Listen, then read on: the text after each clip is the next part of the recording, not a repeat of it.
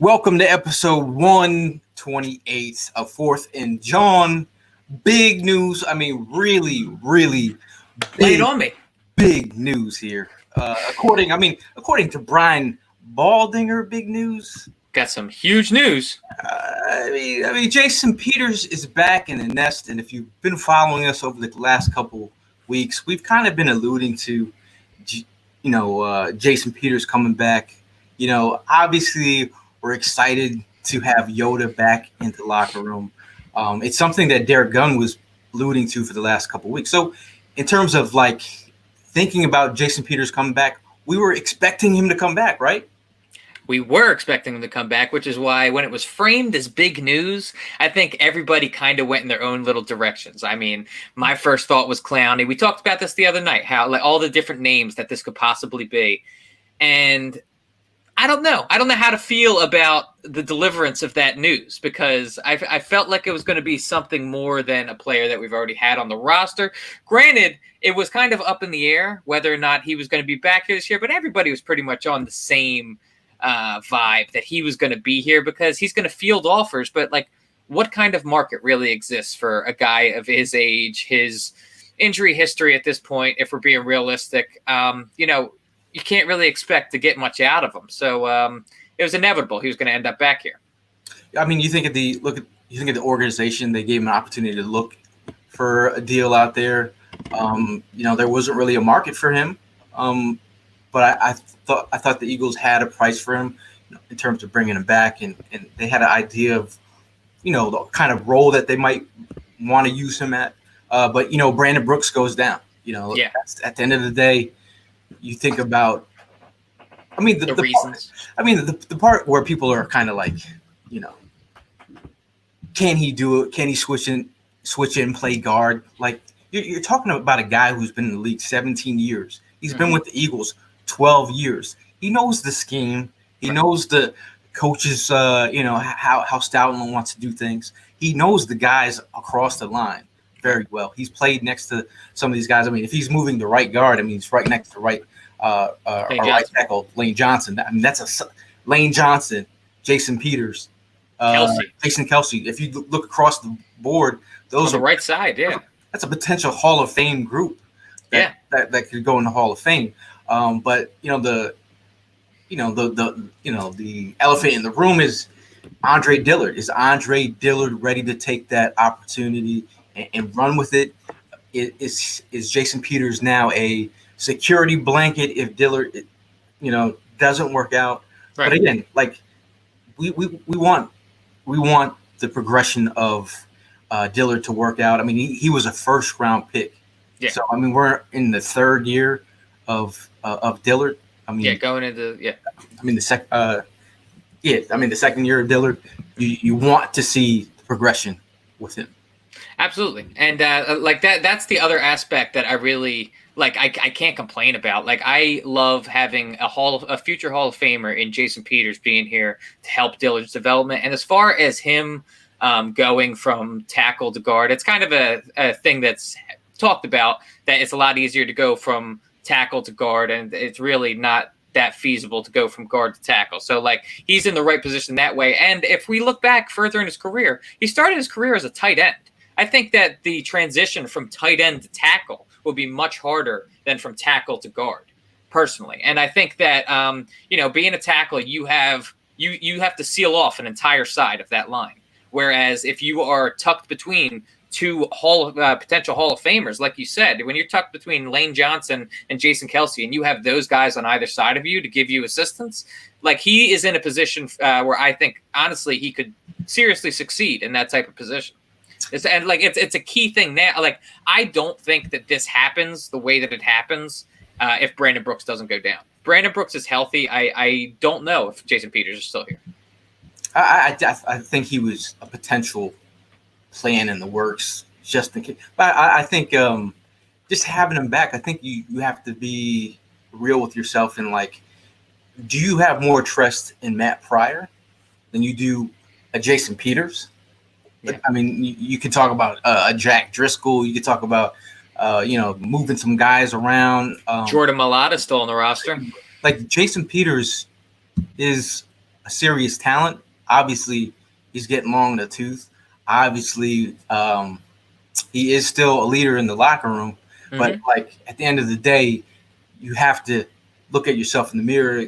Losing Brandon Brooks was not ideal, but now you have a guy that you can trust. You know, the thing about him, you know, what he played like around 80% of the snaps, around close to around there.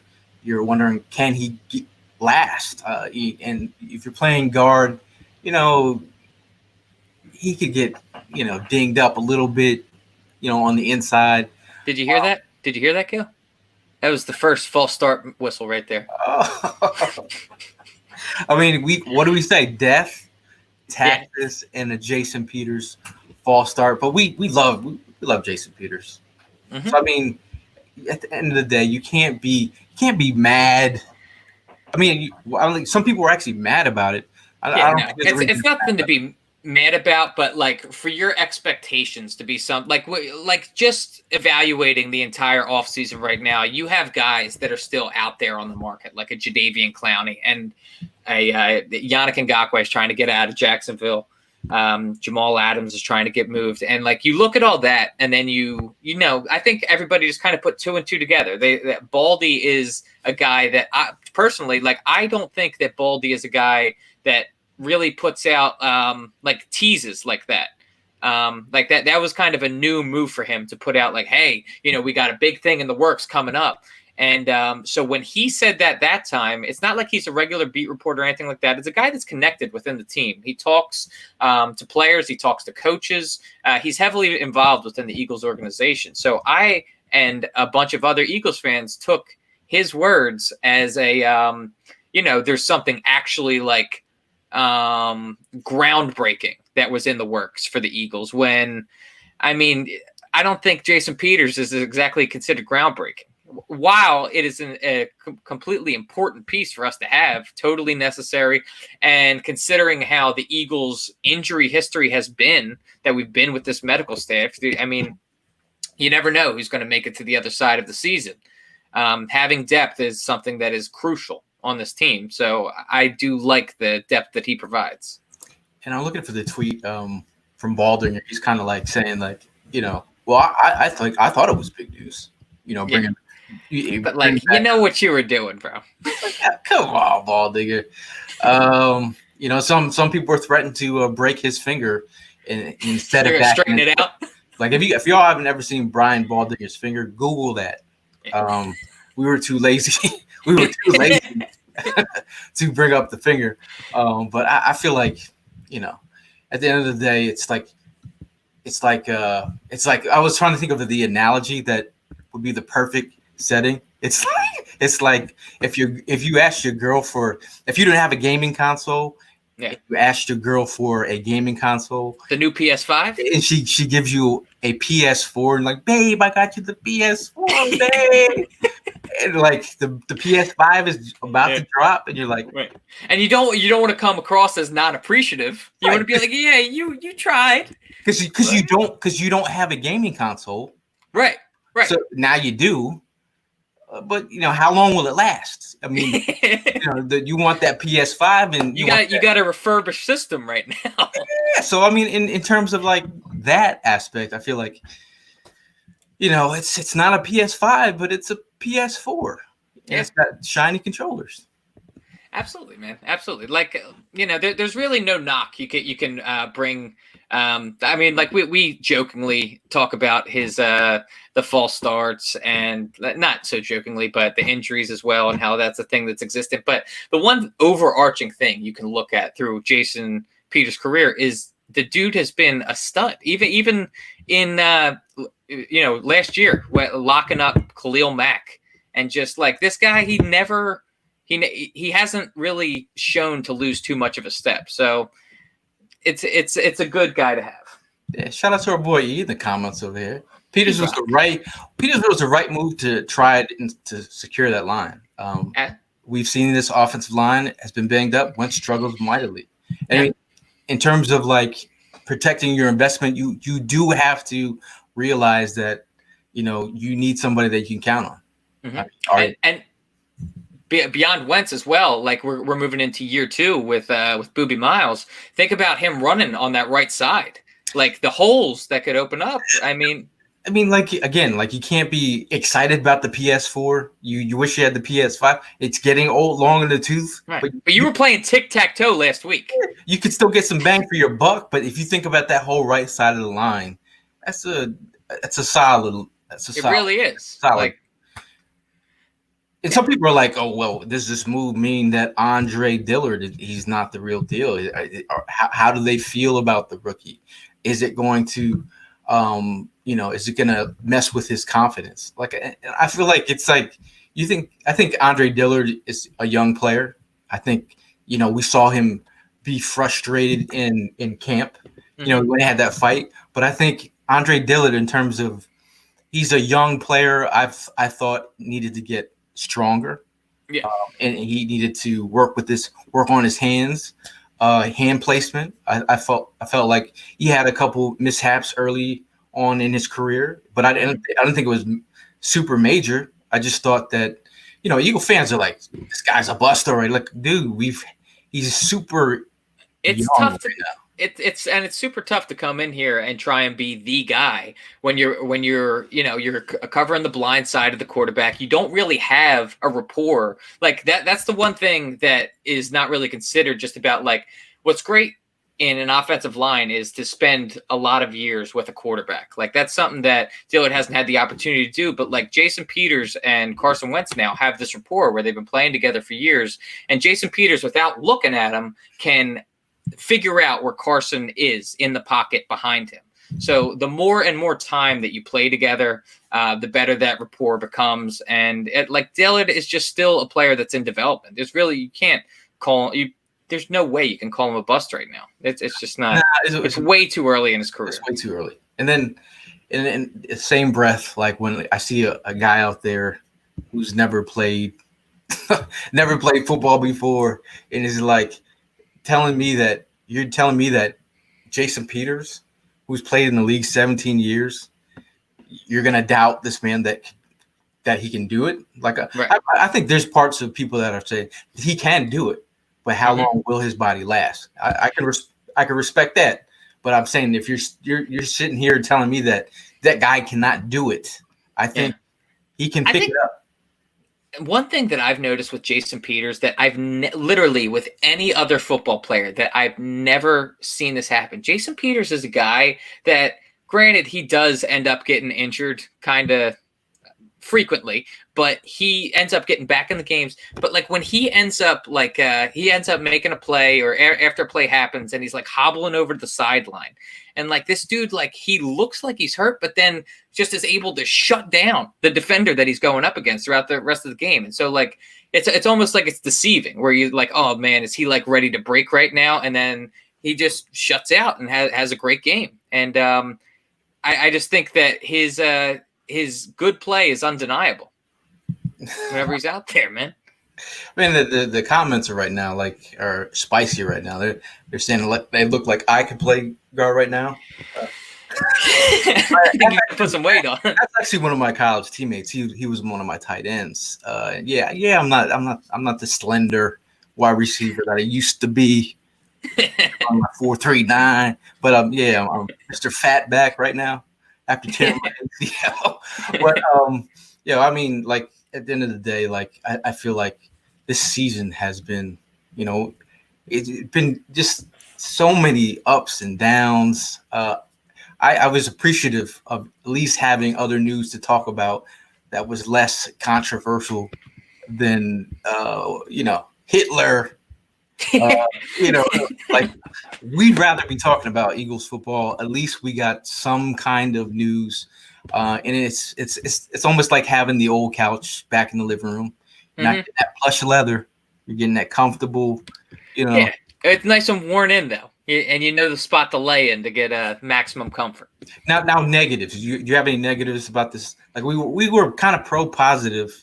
Yeah, no, I mean, I think you just have to look at it realistically. You have to look at it on its face and look at his age, look at his injury history, and every year that you go forward with him has been a gamble to for lack of a better term. Like I think that it's a gamble that's worked out in previous years, but every year that you go into where you're counting on Jason Peters to be a key cog in that line, he's got the potential to get hurt. He's got the potential to miss time. And so when that ends up happening, you have to have a piece behind him that's going to be able to fill that void.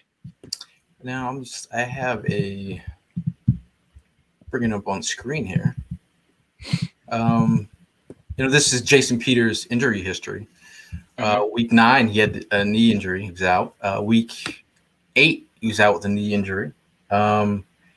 Week 7, he was out with the knee. And now 2018, he had the quadricep. 2018, week 14, missed 13, missed week 10. There was just, those games where he would just come in and out. You were like, is he hurt? Or is he not hurt? What's going on? But, you have to think that you have a security blanket. And then we're talking money here. Up $6 million. $6 million. Yeah. I mean, it's $3 million, but it's up to $6 million. Right. So if you can get a backup left tackle or potential starting left tackle for $3 million or $6 million. Right. And honestly, we're in a position where $6 million would be good because I'm assuming that's incentive based. And if he's out there and he's earning that $6 million, that means that he's earned that money. That means that he's excelled and gotten what we needed out of him.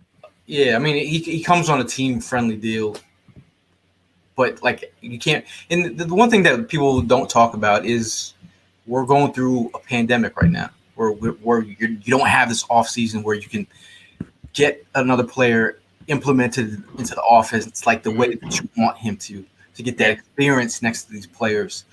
So if you're in that situation, you have Jason Peters, who's already acclimated with the guys. But the one question is, Jason Peters hardly practices during these. Once the camp really starts up, he doesn't really give you a lot of reps. He gets a lot of rest. But does that hurt when you have Matt Pryor, who can get those, really good reps in? If Jason Peters is going to take those, he's going to take them away from Matt Pryor for sure. Yeah. Yeah. Yeah, I mean it's something that you just have to weigh, but as far the thing that I can't look past is that Jason Peters is ultimately a Hall of Fame offensive lineman, and anytime that you have him on this team and among all of the younger offensive linemen, he's teaching them things that they're not just going to learn on their own. So having him in that locker room, having him groom Dillard, groom Pryor, all these guys, this is going to be vital down the line. Yeah, and Mark Bird in the comments saying great for the locker room, veteran voice others look up to, and also he controls the music in the locker room. So if you're not feeling the vibes, Jason Peters brings that energy. And also, how important it is to select the music in the locker room? You know how important that is. So if Jason Peters is that guy, I'm all for it. And not for nothing, but he is the threatening guy that put a fire underneath of Jake Elliott's ass when he told him, "Yo, no more missed field goals." And then Elliott goes out there and bombs a 61-yarder. This is very true. So, Jason Peters, for what it's worth, we all still love you. Yeah, bro. God bless Yoda. He's had a phenomenal career here, and let's speak it into existence that he has this phenomenal year, comeback player for the Eagles, and he rides off into the sunset, and he fits in nicely into a position that we actually need help at this moment. Yeah, it's impressive, honestly, with as big as Brandon Brooks is as a physical being, that we found a guy that that's a hard sort of body type to find, but we found a guy that probably is equally as big as Brandon Brooks out there to fill that hole. Yeah, he's going to be a force on that line. And it's funny that Eagle fans are still waiting. They're still waiting. Quentin Maurice in the comments. I want Adams or Clowney. There's a lot of people out there that don't want to believe that was the big news. Sorry, I mean it's you it Hate could to be. break it to you, but the big move was endorsed by Brian Baldinger after And he Marcus retweeted it. Oster. Yeah, he retweeted this. Yeah, so he said that this is the big news that Baldy was alluding to, and then Baldy retweeted it. So to me, that means exactly this is what Baldy was talking about. Yeah, I think it's there's still potential. I'm Yeah, never say never, but if we're gonna switch things up a little bit, uh, we got some more big news. I mean this is the big news. I Yeah. mean this is the big news. I mean as Eagle fans, there's a part of like some people watch the game on TV. Some Eagle fans choose to watch at the stadium. I mean, we're talking what 69,000, 176 seats are normally filled at the Lincoln Financial Field. It's an experience. Like again, I used to be the guy that watched Eagle games just at home by myself. I was very content with doing that. Once I started tailgating, once I started attending games, it became a different beast. It's like I guess the tailgating culture really just it grew on, and shout out to Alex McIntyre. She did a series on social distancing, and she took a bunch of photos. But We weren't social distancing that day. Look at this photo right quick, and for the people listening on the podcast, this is a photo of a tailgate shot of everyone rounding around each other, having a great time, enjoying the experience, meeting new friends. It's just a experience that you have to have when you go down to watch the Eagles. Now, moving forward, can we show that other photo? Yeah, bro, like this is the reality of what we're looking at down the. That's shout out to again Alex McIntyre for she did this. She took this shot, and it's like F1 looks completely different. It's kind of sad. I'm not gonna lie. I got a little choked up. I mean, there's a lot of memories down there in that parking lot, and to know that we're it's not just look at the stadium. I mean, you just picture that and just those guys on the field with no fans behind them. Like, what is the home game experience without? Does a home field advantage even exist in a world like this? And now, are they going to which stadiums are going to allow fans and which aren't? Like, is it up to the different states, or it's the health commissioner of Philadelphia said that the way that it's set up right now, it looks like it's going to be okay for them to try and play with the players, but there's no chance of them playing with fans. And on this podcast, I've been pretty adamant. Like my these feelings of having a normal season, I didn't feel good months ago, and like we're at a part where now we're at the part where there's no fans going to the games. Two preseason games. Now, what is a regular season actually going to look like? Yeah, I mean, just going back to what you were saying, just throughout the years, we've built an entire community through tailgating of people that it's a weird but cool time that we live in, where we were a bunch of people that met on the internet and then ultimately ended up just hanging out on game days and beyond that as well. And it's going to be weird because we're not the only ones. We're not the only ones that are. It's not just the 4th and Jawn tailgate that's down there every week. It's everybody's got their own group. Everybody, wrap around multiple stadiums, wrap around the Wells Fargo Center, around the Link. There's groups of people that meet up every Sunday, and to think that energy and just the entire experience, football in this country, especially in the Philadelphia region, it's like a religion, man. Waking up on a Sunday game day, it's got a different vibe, a different feeling to it. Where I'm a guy personally, I love to sleep in. But this guy coming late to the tailgate. Yeah, but especially in last year's tailgates, all that. Like getting up with 3 hours of sleep and then pouring some coffee, going to the train and getting down to the lots, while the sun's coming up. Like that is, it's a different type of day, and to not have that be a part, like the tailgating experience and watching football were like this married thing, and now it's like they got divorced. It's a weird experience that I don't know how it's going to influence the play on the field, but I know that there's going to be a lot of people that aren't happy just watching at home since they've gotten so accustomed to going down to the stadiums every week. It's like a separation of church and state, because that was church for people. Like waking like my Saturdays revolved around me, taking care of my dad and then going out to get the beer. Shout out to Bud Light. We love y'all. But getting the beer for the tailgate, all the guys getting ready to like, hey, yo, what are you got everything? You got the food's good. Conchi Bakery. Yep. Conchi, shout out to Conchi Bakery. Got the food ready for tomorrow. Waking up or not being able to even sleep, because I know I have to wake up. If it's an early game, I'm up at literally at 5 a.m. in the morning, because you got to get there to beat the line. So it's like that whole experience of there's a game. It's a game before a game. So really missing out.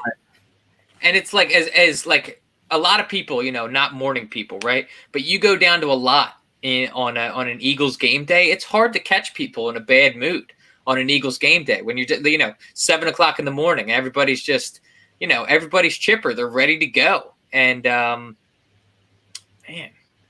it's an adjustment that we just need to. I don't know how people are going to handle. I mean, I felt like today was the first day where it really hit me that it's real. You know what I mean? It's real. I mean, when the Eagles started asking people like, hey, you can back out of your seats, I was like, here we go. Here we go. But, Gayle, I'm looking at the crystal ball, right? You know what I see? I looked at the dates, and it's shut down until February 2021. Which tells me that if the Eagles win the Super Bowl, we are good to storm the streets. That's the vibe I get. Okay. We're taking Broad Street. We're taking Broad Street. I like how you're thinking, man. By the time gotta think positive. Put yourself in a positive mindset. By the time we're there, stepping on Broad Street when they win. Yeah, by the time we're there, we're winning Super Bowl, right? I mean, I always say, man, it is what it is, man. You take the punches and you roll with it. And I think, if this is how it's got to be, it's got to be. I mean, and, people are already in the comments. It's going to be the year of the man caves. I think this year people are really going to invest a lot of money into their man caves since they can't go down to the lots and tailgate. And shout out to Mario. He says, got to start tailgating in your neighborhood. Shout out to Mario, man. He makes a good point. But that doesn't stop us here at 4th and Jawn. No, we're gonna be talking Eagles football regardless. We're gonna also be gonna do virtual tailgates. I mean, we can watch the game together. We can watch the game with live stream together. That was a fun time. Yeah. I mean, we watched the draft. That was fun. Good time. 7 hours. Right. Live streaming. So I feel like you gotta make the best of a bad situation. And Wayne actually brings up a crazy point I hadn't even considered about what about a Super Bowl with no fans? Could you imagine something like that happening? It'd be weird enough not being down in the Eagles Stadium, but when you come to the biggest game of the year and there's nobody there, man, that would be a weird dynamic. Shout out to Kyle in the comments. He says, I need in on them virtual hook. Hey man, everybody. We just sent out the invite to everyone. We will be doing virtual tailgating. I mean, that's the safest way for now. But it's like I said, dealing with a bad scenario and making the best of it. There's so many situations where people are dealing with, sick family members or, losing jobs or not having sports, man. Come on, man. And just a lot of this stuff that's been going on with social issues. It's been a rough 2020. But I think we have to all come together and make the best of it. Mm-hmm. Yeah, exactly. I mean, like ultimately, we're all Eagles fans, and when we're going into this next season, that's what all of our main focus is on. We want to be able to focus on the birds, and like you said, 10 minutes ago, it's nice to actually be getting back to talking about football. Yeah, That's something I missed, man. This has been a rough quarter of a year right now. And to have something positive to talk about is refreshing. yeah. I mean, and talking about something positive in the NFC East. I mean, sorta. I mean, they're a team that we play. Washington put out a release on July 13th, stating that we have announced the commencement, a thorough review of the team's name, that the review has begun in earnest. As part of this process, we want to keep our sponsors, fans, and community apprised of our thinking as we go forward. Today, we are announcing we will be retiring the Red Students' name and logo upon completion of this review. Dan Snyder, top left of that. Dan Snyder and Coach Avera are working closely to develop a new name and design that will enhance the standing of our proud tradition, rich franchise, and inspire our sponsors, fans, and community for the next 100 years. I guess the mood is kind of weird in Washington's community. Some people say in the building, it's a lot of things have changed, different energy, different vibe. Some of the fan base is torn on they're still going to wear their gear. Like, imagine that. I mean, like if you're going to put that in perspective of, say you're an Eagle fan, and all of a sudden, not that we're in that situation, but just imagine we're like, you can't wear Kelly Green anymore. Like, right. We're changing the name the Eagles to Philadelphia Cheesesteaks. Like, bruh. Yeah, no, it's got to be a weird dynamic, but like it's a thing that you kind of have to take a step back and just evaluate. Like, all right, so what's the name? The Redskins? Like, it's kind of a blatant racial slur. So like it's something that was overlooked for many decades and not really considered to be anything offensive. And I think that this whole, everything that's happening nowadays, the all the different social justice movements, I think, are really what pressures this. Ultimately, Nike pulling their merchandise off of the Redskins merchandise off the shelves. Money talks, man. That's probably was the deciding factor. No, money talks, man. At the end of the day, man, money talks, and I feel like, for the NFC East, I don't want to see Washington get their shit together. Yeah, right. I felt like that was like that was the first phase of them getting their shit together. Like, man, they're doing stuff right now. Damn. Like, yeah. I'm like, why? Like, now the other end of it. Go ahead. No, I was like, why? Like, I mean, now they have a head coach that they probably will respect now. Damn. Dan Snyder's actually like relinquishing some of his control, and I'm like, but it is what it is, man. Yeah, and I see a lot of artists out there on the internet that are proposing their own ideas as to new logos, new names, and stuff like that. And that's the other part of it, is that I've seen some logos for the Washington Red Tails, which would be in honor of the Tuskegee Airmen. And just like, I mean, honestly, the logo they put together was kind of fire, man. I don't want to be looking at that. I was like, man, that's kind of a dope logo. Red Tails? Yeah, the Red Tails one was kind of dope. And it's still got the R on it. It's still got the flavor. I thought same color scheme and everything. Mark says, is Philly's bitch in the running for Washington's new name? It should be. It should be. The redheaded stepchild. No, you'd be like, you're actually a no-name team right now. The Washington Trash Cans. I like that. Yeah, it's fitting. I saw an interesting comment it's Steve Mills in the comments, Twitter. Mm-hmm. He said, "Is Swoop allowed to go to games though? I mean, is it even football without Swoop?" Right. And that actually brings the question up the cheerleaders as well. Will the cheerleaders be traveling with the team? They don't have anyone to cheer in front of. What's really I mean, what are you gonna hit? Like, I'm still like, it's gonna be the ASMR NFL League this year. Mm-hmm. It's gonna be barely hear anything. I don't know. Because honestly, I've been seeing how the UFC is doing it. I'm seeing how the UFC is doing fights without having fans in the stands, and just the raw sounds that you get out of it. It's a different experience listening to it, but it's not bad. Like I'm not saying that I want to move forward with no fans in the stands. I think that's ridiculous. But I'm saying the new experience about it might be pretty interesting. We might, get some more game noises, get some more player trash talk between them. Who knows? It's shout out to Paul Wadey from across the pond. He actually sent me a message to my DM on IG, and he was showing me their version of football. We call it soccer, but they actually they play it with. You can either choose to watch it with sound, or you can actually watch it with piped in fake sound. Oh, really? So that's interesting. It's like you have the option of like listening to it with fake noise. Right. And I've actually also heard about your mic. I mean, it's just weird. Imagine like what are you gonna choose? If we get that option, are you gonna watch it with piped in sound, fake noise? We're gonna be like fake news. Fake noise. I think I would watch it without, just for the reason that I listed. Just saying, I'd like to at least try and hear what I could hear if there wasn't,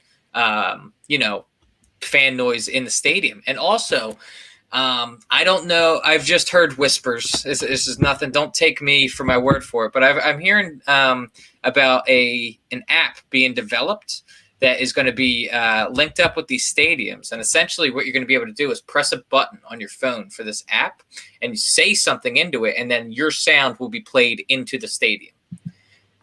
I know. If so we could say something and it's going to... And then it's going to play maybe through the PA system there. I don't know. But it's something that's still in development. I've seen also in across the pond and with soccer teams, Borussia Dortmund in particular, they're a German soccer club, and what they were doing was they were charging fans $13 to put a cardboard cutout of themselves, the fan, in the stands. I'm looking at these NFL owners, and I'm just saying, if there's one thing they love, it's money, man. If there's any opportunity to capitalize, you think they're not going to take it? You think that if they offer fans the opportunity to put cardboard cutouts of themselves inside the seats where they usually sit, and it costs $13, that they would not allow the fans to do that? It would look better on the screen. You got a picture of the Go Bird. You got a cardboard cutout of the Go Birds kid.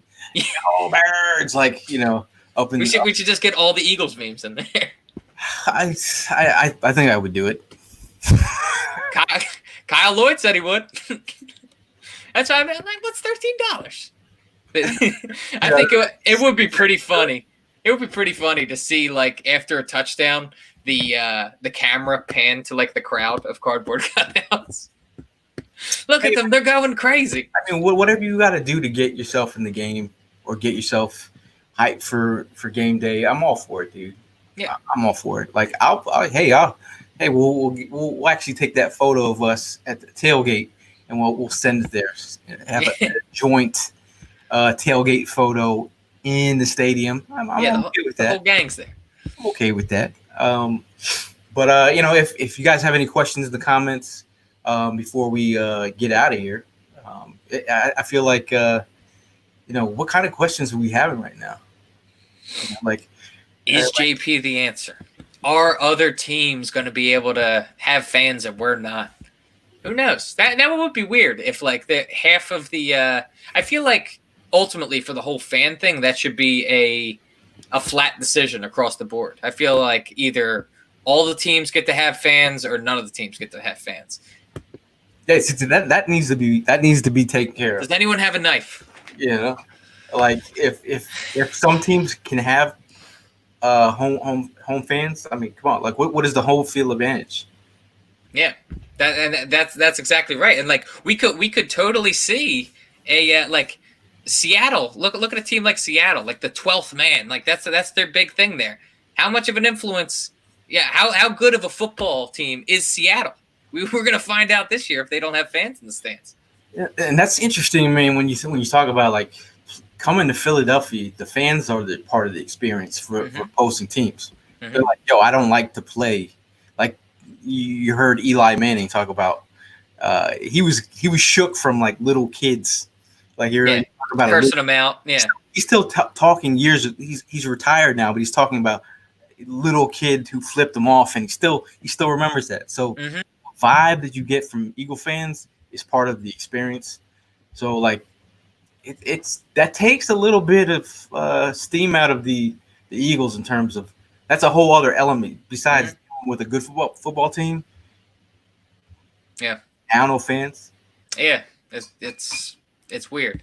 John Woodson wants to know what offensive lineman gets cut due to the signing of Jason Peters. Let's see. I'm going to bring up the chart. I really don't think offensive line is really a position that we should be cutting from.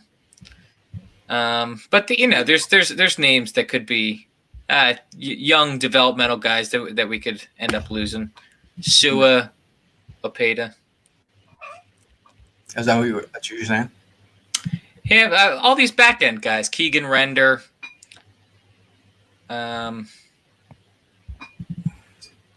Can you see that on the screen there? I'm sorry. Yes.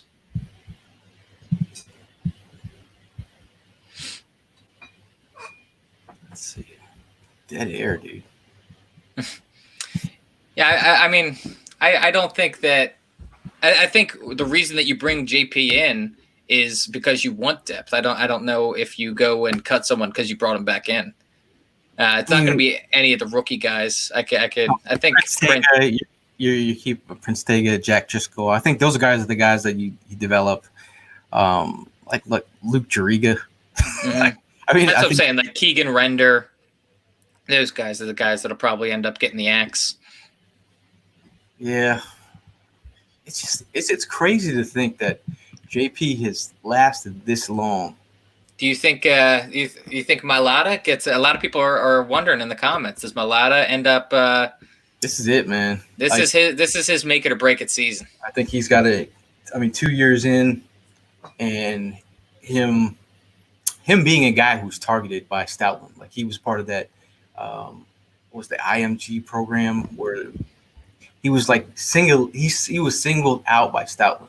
He obviously saw something in him, and he was one of the guys that they brought in for a team visit.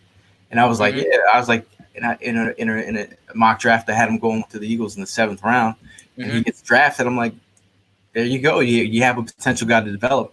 2 years in, when are we going to see something? Right. Jeff Newton wants to know what's up with the outside rookies and what's the holdup. What kind of number you think Jalen Reagor? What do you think you can expect out of him? What kind of hit on the cap you think that'll be?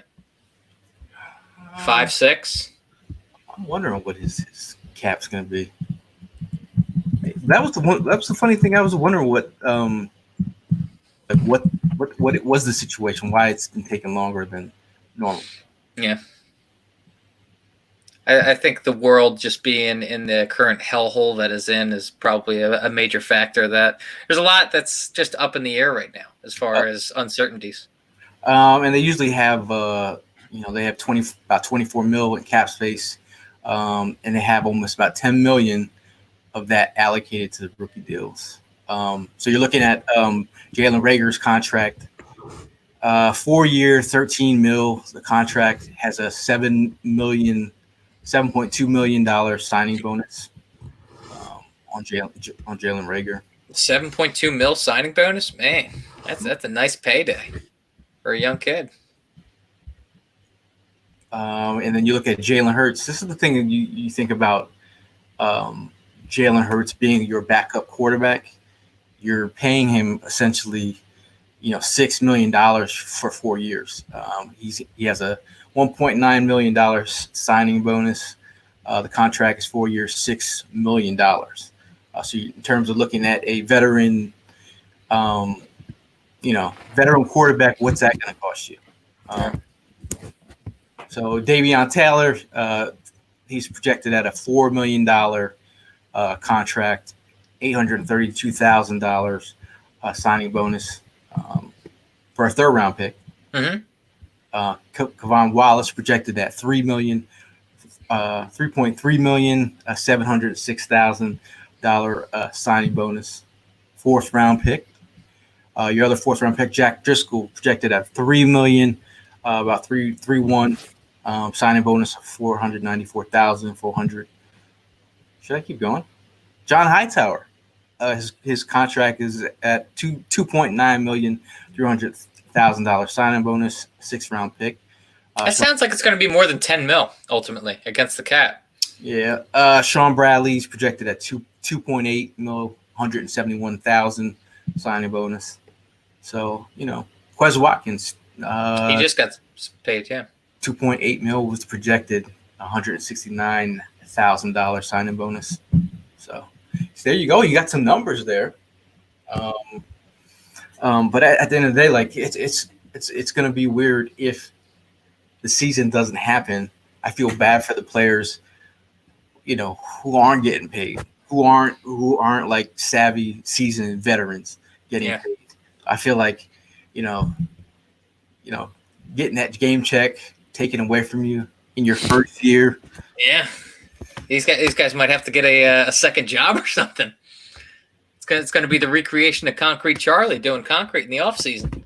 Matthew Beamsdorfer from Facebook. He says, "Do you guys actually think there's going to be a season?" Because he has an answer for that. I'll let you go first. Do I think there's going to be a season? I think there's going to be a start of a season. I don't think there's going to be an end of a season. That's me coming to you with all my honesty.